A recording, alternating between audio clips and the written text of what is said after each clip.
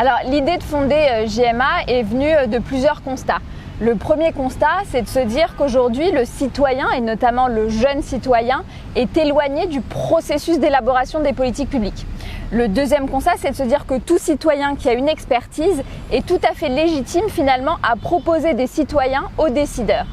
Enfin, afin de proposer ces solutions, il faut pouvoir avoir un espace de dialogue qui sont aujourd'hui beaucoup trop rares. Et enfin, le dernier constat, c'est de se dire qu'il y existe encore trop peu de formation aux politiques publiques.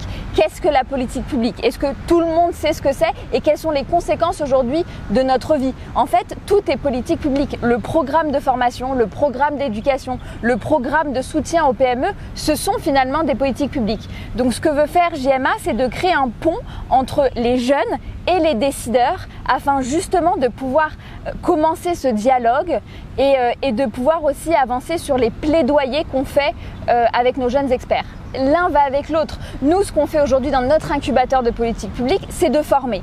D'abord, on forme justement ces jeunes à la politique publique. Qu'est-ce que la politique publique? Ensuite, ces jeunes experts vont s'asseoir avec des décideurs pour parler justement de leur expertise. Et à la fin, on va avoir en fait finalement des recommandations de ces jeunes experts qui vont créer cette espèce de plaidoyer que nous allons diffuser et amener justement à la table des négociations avec ces décideurs, qu'ils soient publics ou privés. Chez GMA, nous, ce que l'on croit, c'est que l'adhésion vient de la compréhension. Et c'est à ce niveau-là que nous, on espère apporter notre pierre à l'édifice. Comment? En essayant d'apporter des décryptages sur comment fonctionnent notamment les politiques publiques.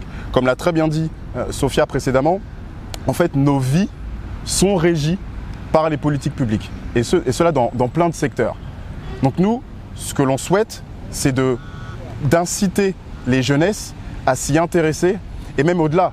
Nous, ce que l'on souhaiterait et ce que l'on pousse, c'est que les jeunesses, et notamment les jeunesses africaines et européennes, s'impliquent dans la politique publique.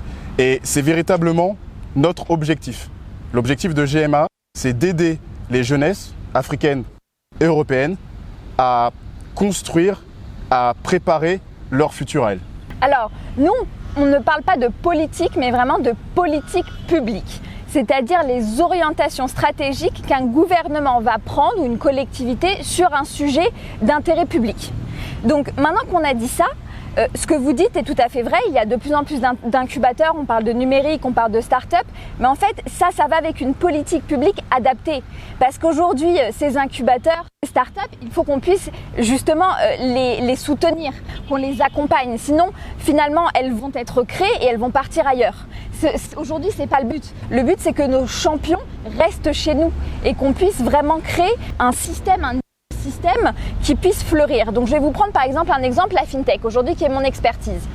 Aujourd'hui, les FinTech, on est tous d'accord pour dire que ça va développer l'inclusion financière.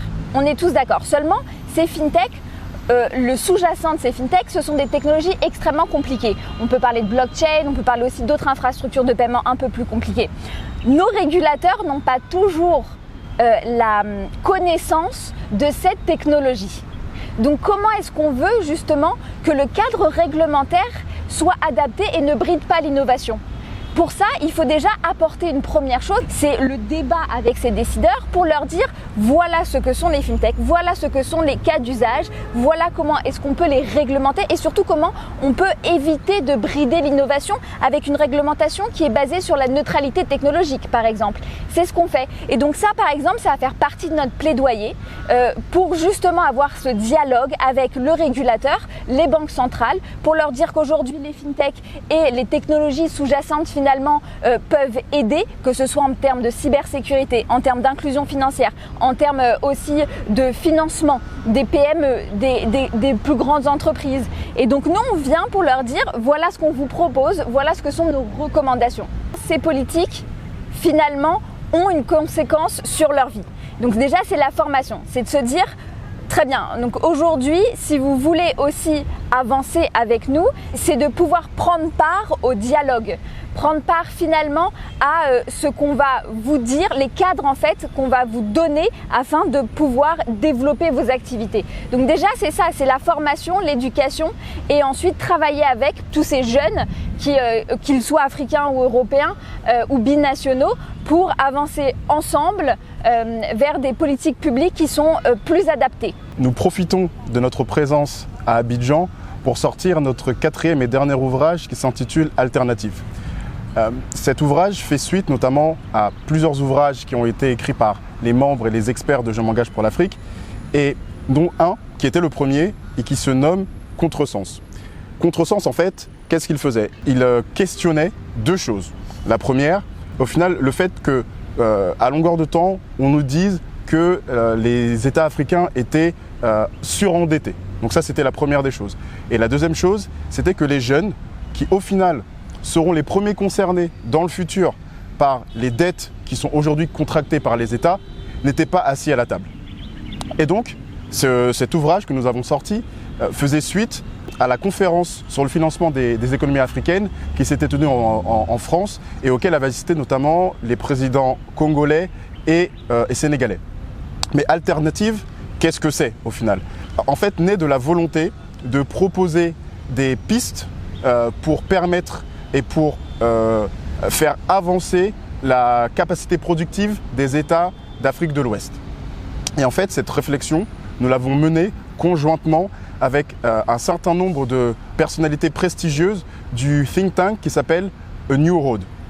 Et parmi ces personnes-là, on peut notamment citer Nicolas Jean, Roselyne Chambrier, le ministre Ouadani du Bénin et le ministre Adama Kamara de la Côte d'Ivoire, par exemple, pour ne citer que.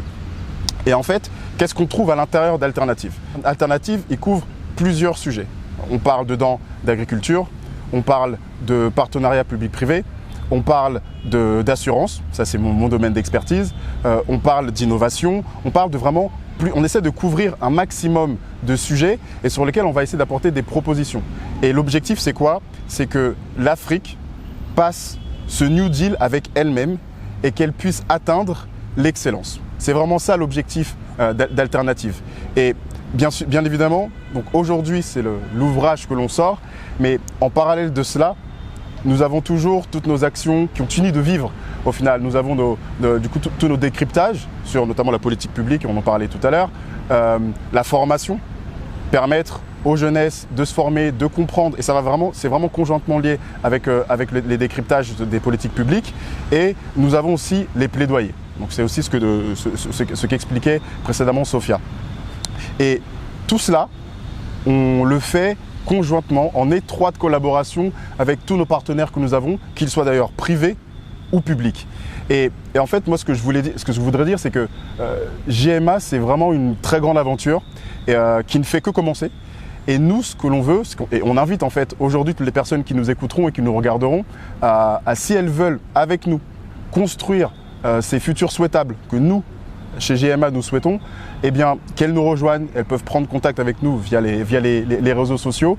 Et vraiment, nous, ce qu'on veut, c'est construire ensemble, entre les deux rives de la Méditerranée, vraiment des futurs dans lesquels nous, les jeunes, et aussi les personnes qui nous succéderont, puissent vivre dans de meilleures conditions. Alors aujourd'hui, on a fait le choix d'une œuvre littéraire pour plusieurs raisons. Déjà parce que cette œuvre, ce plaidoyer, on va le présenter aux décideurs. Donc on a voulu justement pouvoir figer nos recommandations pour pouvoir justement les présenter aux décideurs. Nos expertises pour l'instant ont été retranscrites dans un livre et on est tout à fait ouvert à une autre transcription, mais pour l'instant ça a été notre choix pour pouvoir justement avancer avec un nombre quand même différent de partenaires, qu'ils soient décideurs publics ou décideurs privés. Nous, ce qu'on veut, c'est convaincre. On est conscient qu'on va avoir un travail à faire sur justement cette conviction. Et ce que je disais tout à l'heure, c'est que nous, on est convaincus que l'adhésion passe nécessairement par la compréhension. Donc, on est là aujourd'hui, et ça fait partie aussi de notre volonté d'expliquer ce que l'on fait, pourquoi on le fait. Et moi, je pense que ça contribuera à ce que les gens adhèrent parce qu'ils comprendront. Et aujourd'hui, c'est que le début. Aujourd'hui, on est à Abidjan. Nous, ce qu'on souhaite, c'est aussi sillonner l'Afrique et échanger avec toutes les personnes qui seraient intéressées sur comment on fait pour travailler ensemble. Et vous parliez notamment des écosystèmes qui sont en Europe ou dans les marchés les plus matures déjà construits et bien huilés.